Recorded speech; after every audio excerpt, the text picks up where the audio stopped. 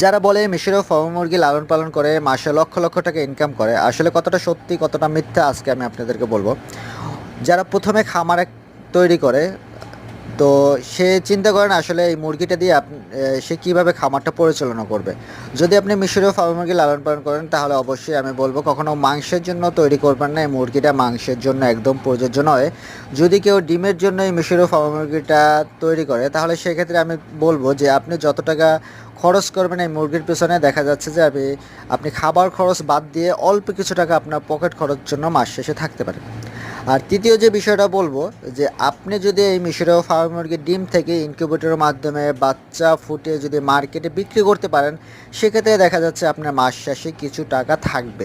একদম অতিরিক্ত যে মাসে লক্ষ লক্ষ টাকা ইনকাম হয় এমন কিছুই না ভাই, এটা সম্পূর্ণ মিথ্যা, সম্পূর্ণ বানোয়াট। কারণ তাদের বাচ্চা বিক্রি করার জন্য এটা তারা বিয়েও কামাচ্ছে বা প্রচার করছে।